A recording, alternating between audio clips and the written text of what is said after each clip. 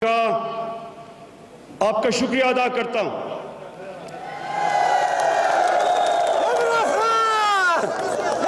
आखिरी दफा वाना में आज से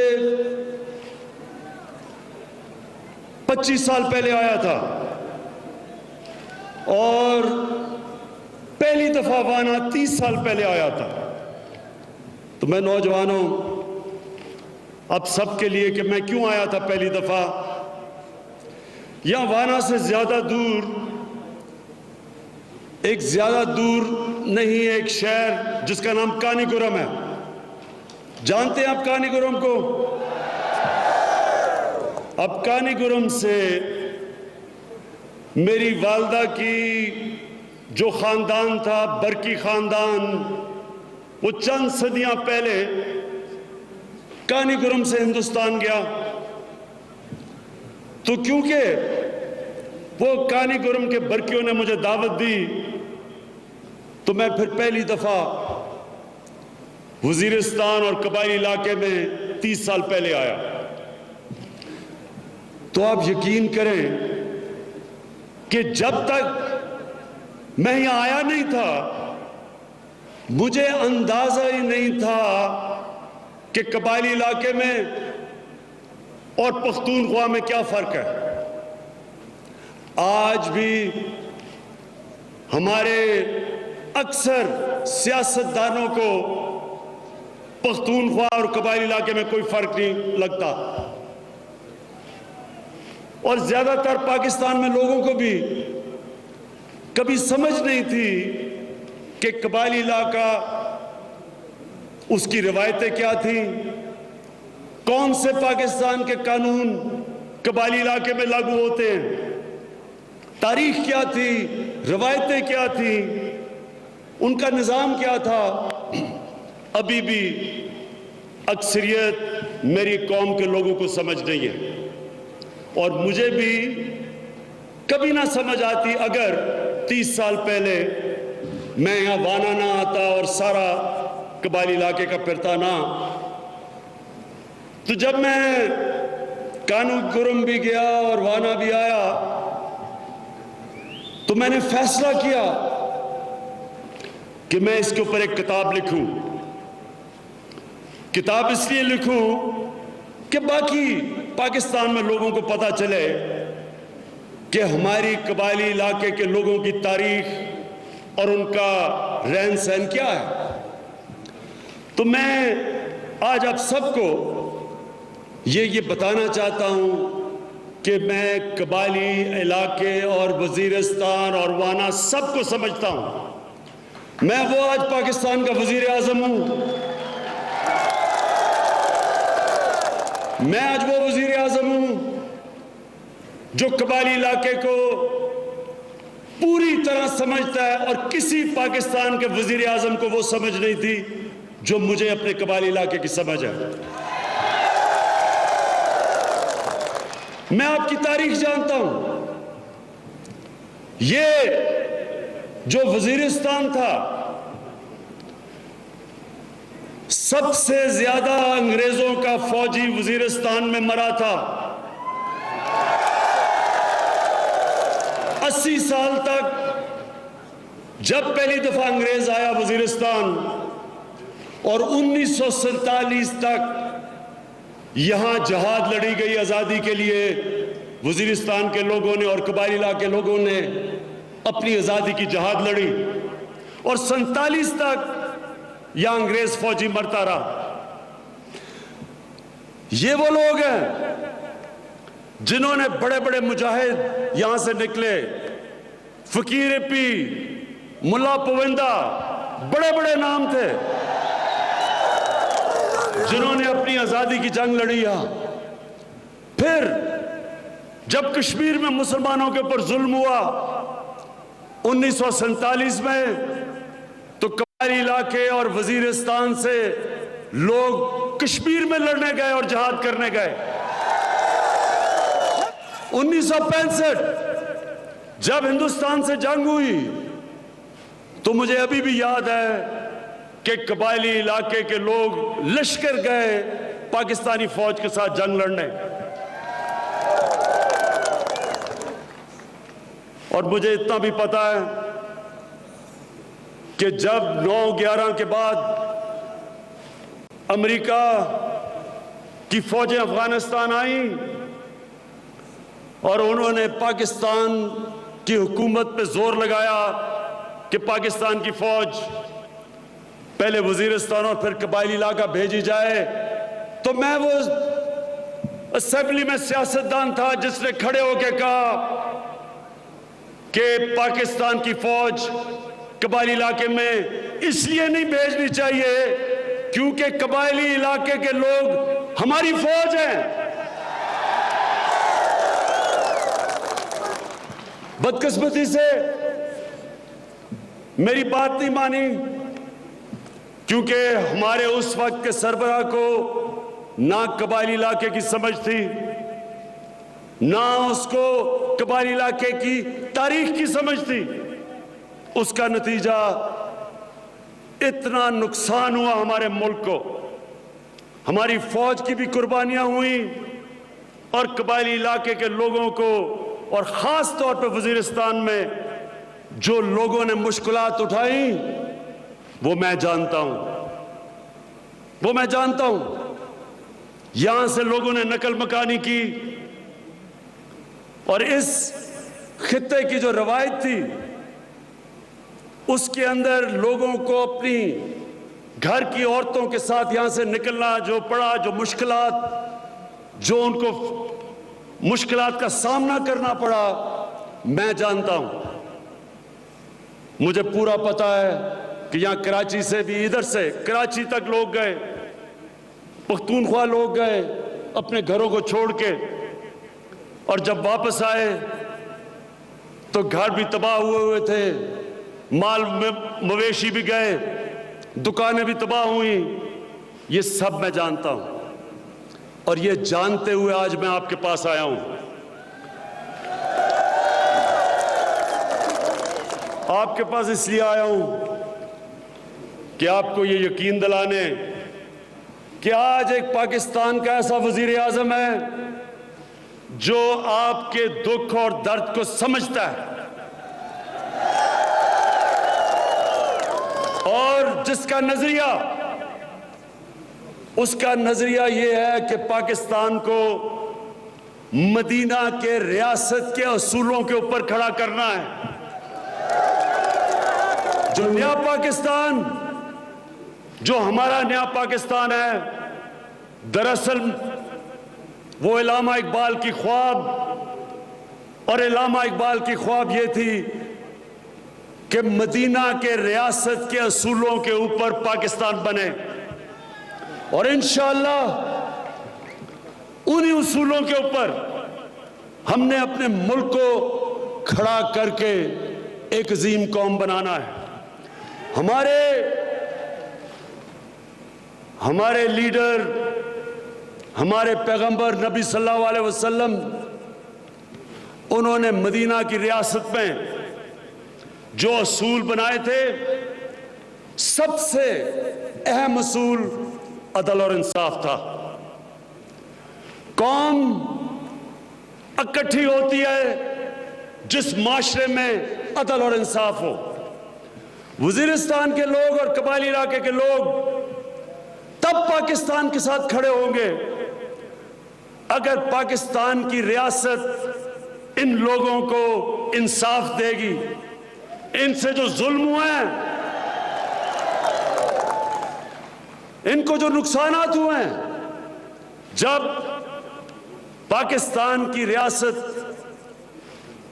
आपके लिए कॉम्पेंसेशन देगी, आपकी दुकानों के लिए पैसे देगी, आपके घरों के लिए जो सर्वे हो रही है, मुझे पता है थोड़ा सा खदशात है आपको, लेकिन मैं आपको यकीन दिलाता हूं कि मेरे होते हुए इंशाअल्लाह मैं आपको पूरा इंसाफ दिलवाऊंगा। मुझे ये अंदाजा है कि इस वक्त लोग दुखी हैं क्योंकि उनको जो वादे किए गए वो पूरे नहीं हुए।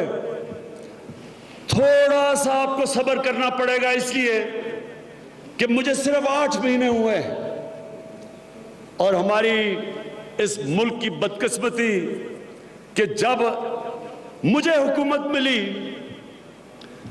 जो पिछले 10 साल में लूटमार हुई इस मुल्क की, जो इस मुल्क को कर्जों की दलदल में डुबोया गया, वो दो जमातों ने, जिनके सरबराहों ने पैसा लूट के मुल्क के बाहर लेके गए,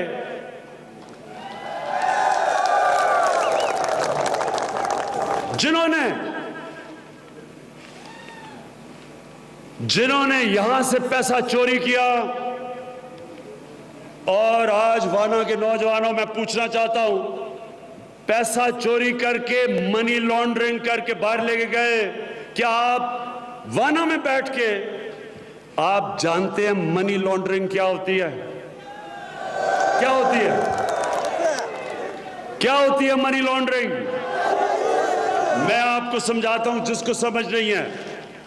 मनी लॉन्ड्रिंग इस तरह होती है कि अगर मैं वजीर हूं, मैं वजीर आजम, मैंने पैसा चोरी करना है, मैंने कॉन्ट्रैक्ट पे पैसा बनाना है, मैंने रिश्वतें लेनी है। अब जब मैं वो पैसा लेता हूं तो वो मैं पैसे को किधर रखूंगा? क्योंकि जब पैसा चोरी होता है तो अगर मैं अपने बैंक में रखूं तो वो पूछेंगे कि जी इमरान खान ये पैसा किधर से आया। लिहाजा उस पैसे को छुपाने के लिए मैं पैसा मुल्क से बाहर भेजता हूं, जिसको मनी लॉन्ड्रिंग कहते हैं। दुगना नुकसान होता है मुल्क को। एक पैसा चोरी हुआ, दूसरा पैसा डॉलरों में लेके पैसा मुल्क से बाहर भेज दिया। डॉलरों की कमी हुई, जब डॉलर की कमी होती है तो रुपए की कीमत गिर जाती है। जब रुपए की कीमत गिरती है तो सारी चीजें जो बाहर से खरीदता है पाकिस्तान, वो महंगी हो जाती हैं। जब वो चीजें महंगी होती हैं, मुल्क में महंगाई हो जाती है। जब महंगाई होती है, बेचारा गरीब आदमी पिसता है। तो इन दो जमातों ने, और नौजवानों फिर से टेस्ट करूंगा आपको, मैं देखना चाहता हूं कि वाना के नौजवानों में कितना शऊर है। 10 साल पहले पाकिस्तान का कर्जा कितना था?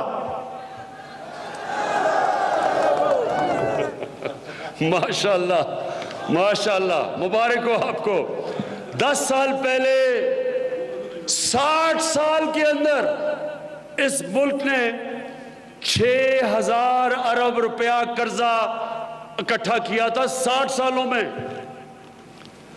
और 2008 से 2018 वो कर्जा 6000 से कितना पहुंचा?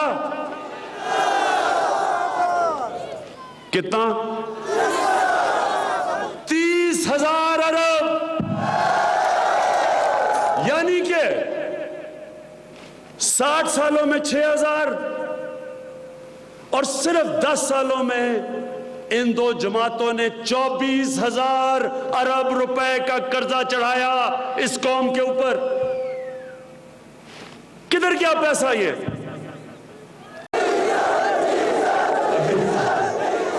एक मिनट, मैं सियासत के 12th मैन के ऊपर भी आता हूं, मौलाना डीजल पे। अभी ठहर जाए।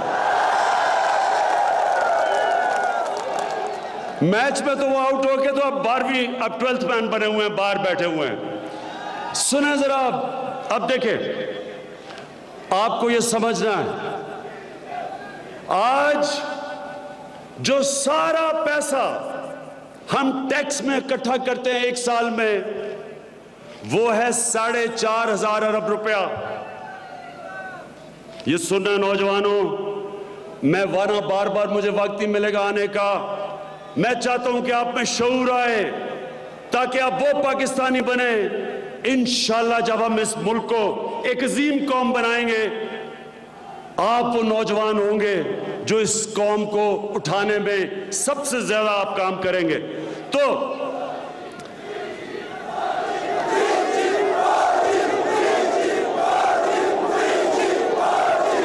हाँ, वो भी आ रहा हूं। 3G 4G पे भी आ रहा हूं अभी मैं, माशाल्लाह।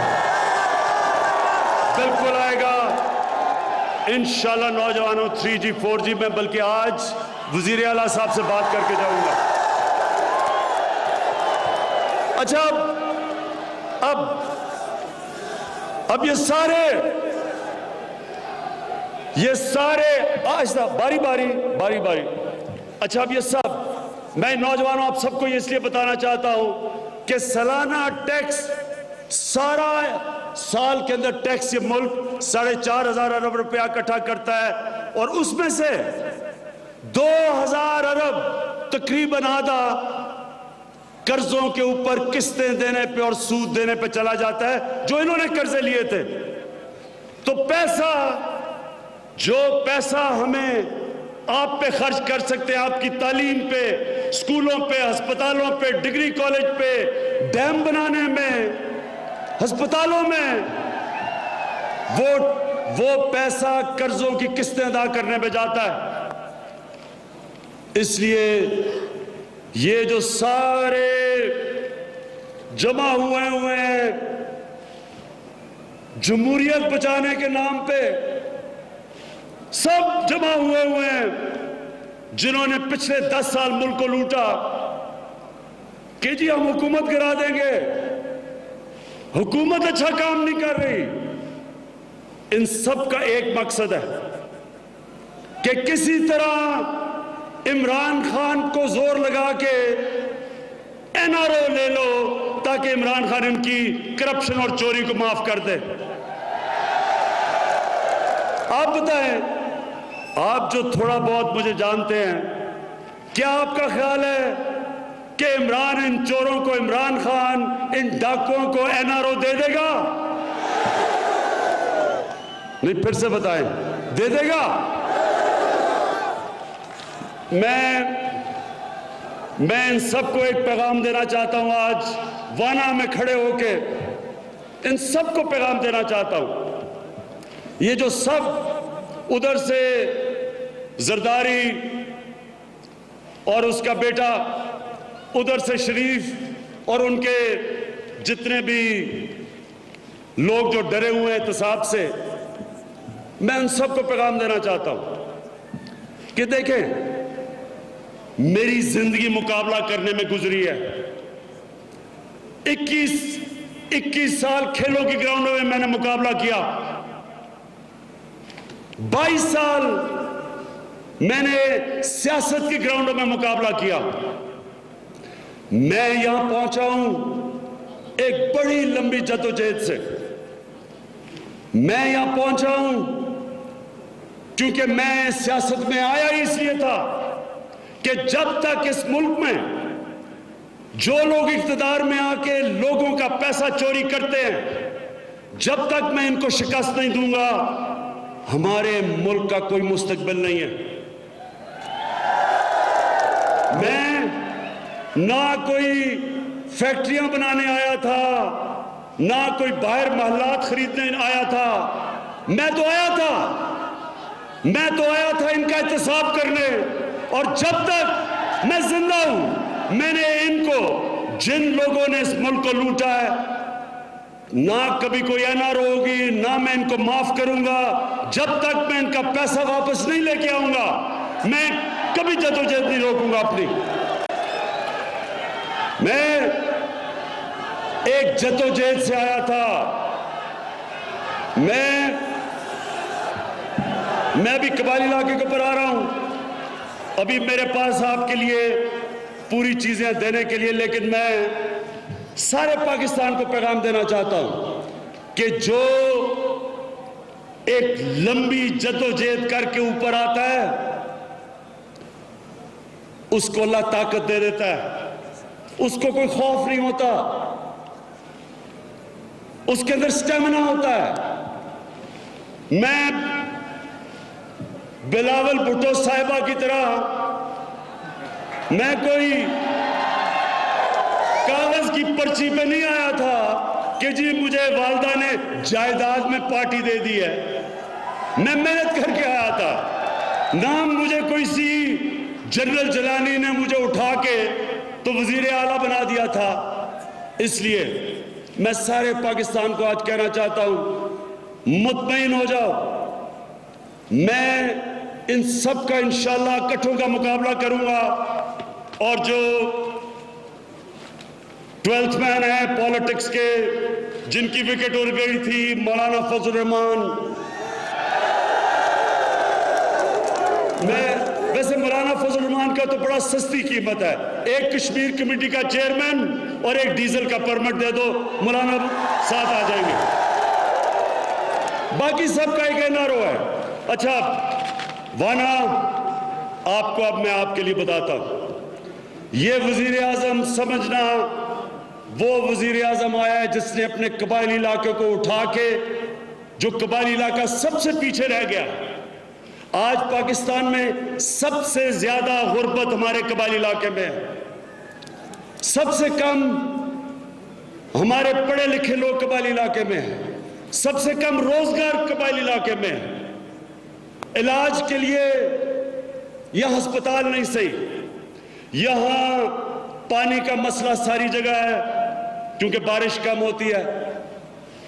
इसलिए मैं आज आपको बताने लगा हूं कि इंशाअल्लाह मैं आपके लिए क्या करूंगा। मैं इसलिए नहीं करूंगा कि मुझे कोई आपसे वोट लेनी है, मैं इसलिए करूंगा कि ये मेरा नजरिया है। जो मदीना की रियासत के असूल में सबसे बड़ा असूल अदल और इंसाफ, इंसाफ का तकाजा है कि जो मेरे मुल्क के इलाके पीछे रह गए हैं, सबसे पहले मैं पूरा जोर लगाऊं उन इलाकों को ऊपर उठाने के लिए। इसलिए इंशाल्लाह आपको मैं ऊपर उठाऊंगा। आपके लिए एक फंड हमने बनाया है, एक स्पेशल फंड, इसलिए कि कबायली इलाके के अंदर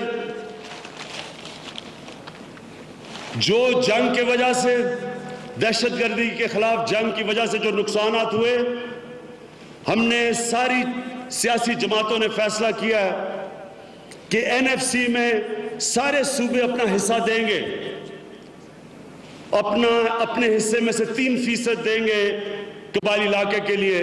और वो बनता है हर साल 100 अरब रुपया कबायली इलाके के ऊपर खर्च होगा। इसका मतलब 10 सालों में 1000 अरब रुपया खर्च होगा। मतलब यह है कि 70 सालों में जितना पैसा कबायली इलाके में खर्च हुआ है, वो 1 साल में उतना पैसा कबायली इलाके में आपसे खर्च होगा। इंशाअल्लाह जो डेवलपमेंट अब यहां होगी, सबसे ज्यादा हमने तालीम पे जोर देना है। ये मैं अभी भी फैसला किया है कि आपके लिए हमने वाना में बच्चियों के लिए और लड़कों के लिए 2 डिग्री कॉलेजेस,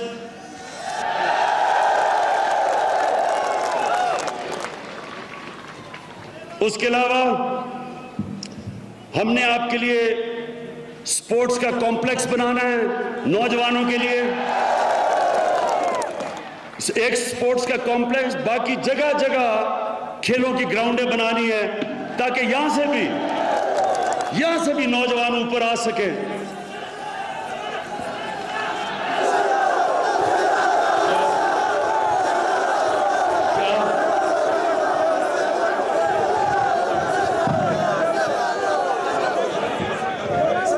अच्छा आ रहा हूं उस पे भी।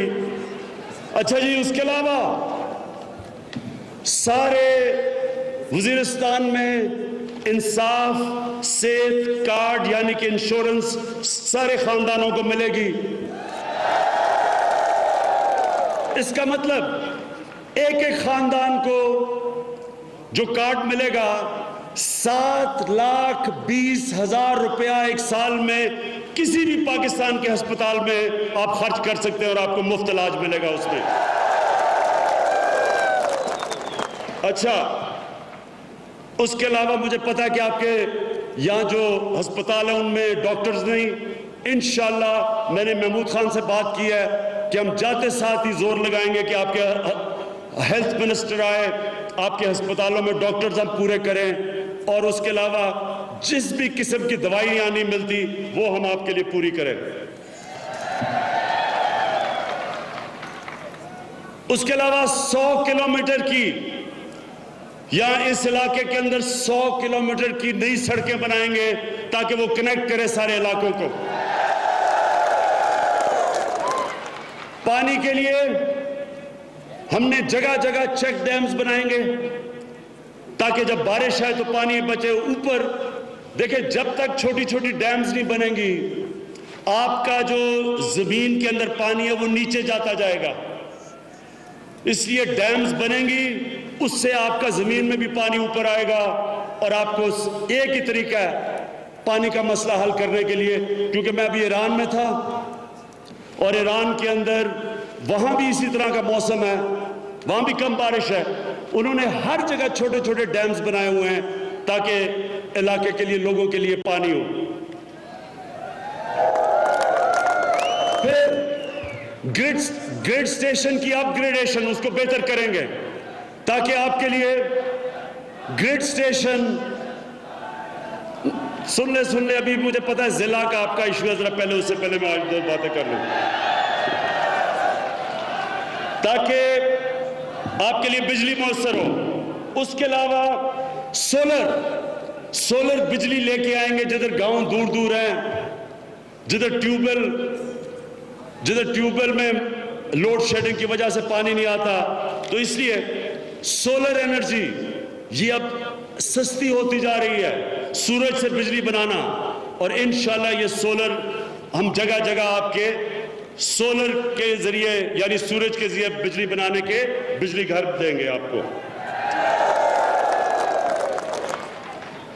फिर नौजवानों, आपके लिए स्पेशल रोजगार देने के लिए हमने एक स्पेशल स्कीम निकाली है, इंसाफ रोजगार।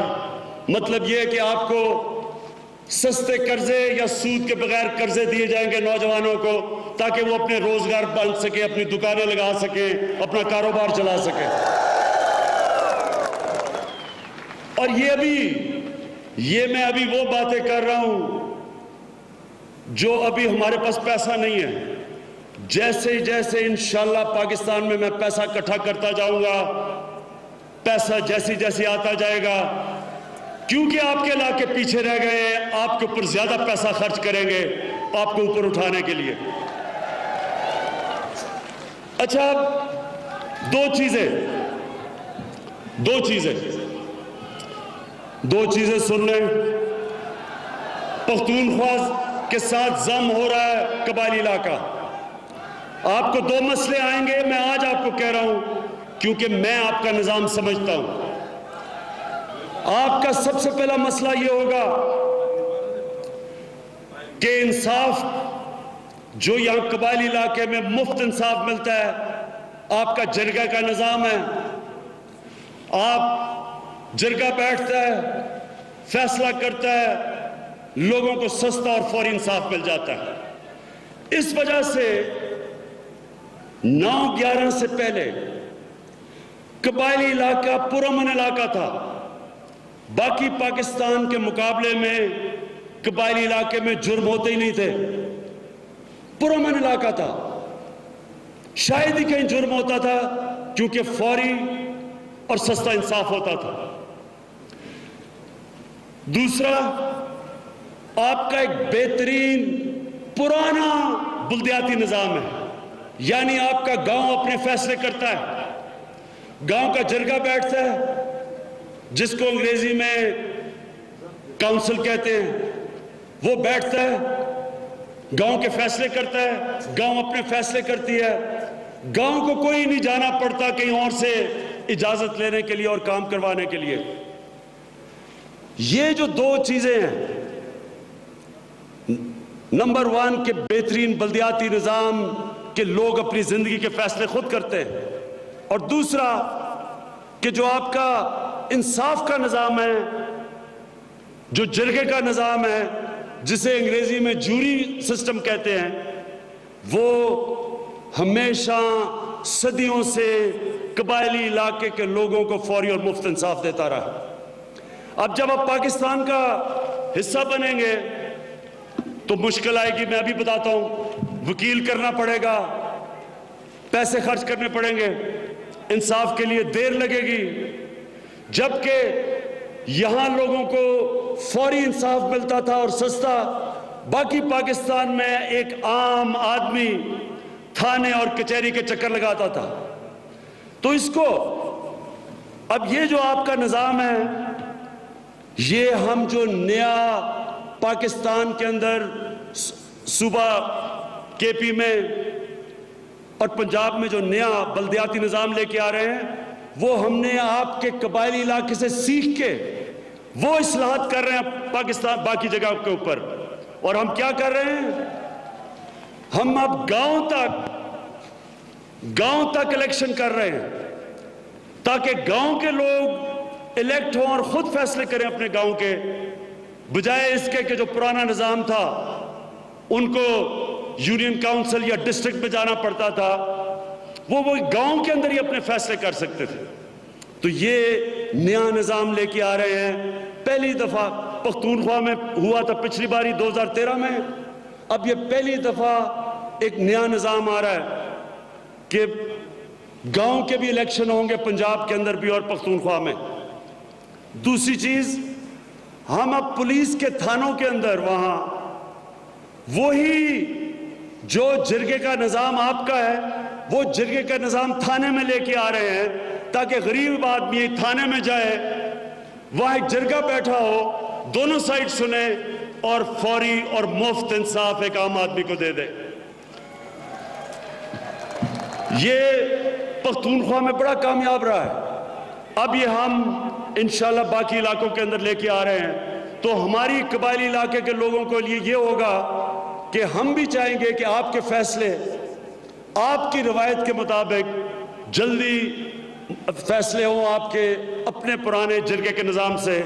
और दूसरा, जो बल्दियाती इलेक्शन जब हो जाएगा, आपके गांव खुद फैसला करेंगे, अपने डायरेक्ट फंड आपके गांव में आएगा, गांव के लोग फैसला करेंगे कि फंड उन्होंने किधर खर्च करना है। तो ये दो चीजें मैंने कहा आपको बता दूं, क्योंकि ये जब आप जम होते जाएंगे तो ये आपको मुश्किलात आएगी। एक चीज मैं आपको बता दूं कि यहां लोग हैं जो नौजवानों को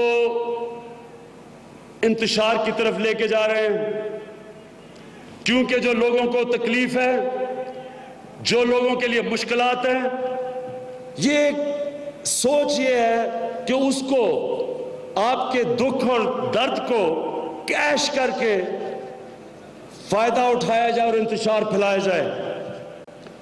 मैं ये आज आपको कहना चाहता हूं कि इनमें से आम तो सारे जो नौजवान हैं वो ठीक है, इनको कई ऊपर से इनके जो ऐसे लीडर हैं जिनको बाहर से पैसा आ रहा है, जिनको बाकी यहाँ की जो जमातें अपनी करप्शन बचाना चाहती हैं, वो भी इनकी मदद कर रही हैं। नौजवानों, इस वक्त कबायली इलाके में हमें अमन चाहिए, हमें किसी किस्म का इंतशार नहीं चाहिए। अब वक्त है कि हम इस इलाके को ऊपर उठाएं, और एक ही तरीके से ये इलाका पीछे रह जाएगा अगर आपस में इंतशार शुरू हो गया।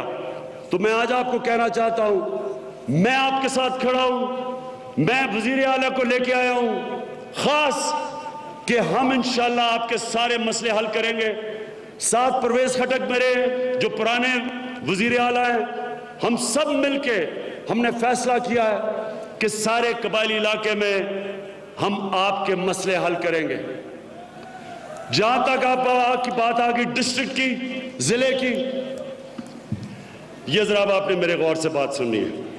मैं बड़े आराम से कह सकता हूं कि मैं जिला अनाउंस कर रहा हूं, लेकिन मुझे डर ये है कि आपस में इंतशार ना हो जाए, आपके अंदर इंतशार ना हो जाए, क्योंकि मुझे पता है कि जब आपका इंतशार होता है और आपकी लड़ाइयां होती हैं, 100-100 साल तक आपके बदले जाते हैं, आप एक दूसरे को माफ नहीं करते। मेरा आपसे वादा है कि मैं पूरा बैठ के इसको सारा कुछ स्टडी करूंगा, स्टडी करके इंशाल्लाह फिर आपको अगर जो भी बेहतरीन चीज होगी मेरे पे एतमाद करें। अगर जिला आपके लिए बेहतरीन है, या सबको मिला के दूसरों को भी मना के इंशाअल्लाह आपके लिए वो करूंगा जो आपका भाई, जो आपके लिए बेहतरीन चीज है। ठीक है, आप इमरान खान से कोई वो चीज नहीं तवक्को करते कि मैं किसी चीज, जो भी आपसे वादा करूं वो पूरा करूं। तो जब तक मैं वादा आपसे पूरा नहीं कर सकता, मैं गलत वादा नहीं करूंगा। ठीक है?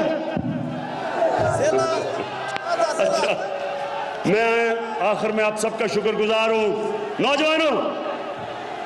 अच्छा, एक हफ्ते के अंदर मुझे एक हफ्ता दो, मैं सबसे मुशावरत करके और इंशाअल्लाह हफ्ते के बाद आपका जिला अनाउंस कर दूंगा, सबसे मुशावरत करके। वज़ीर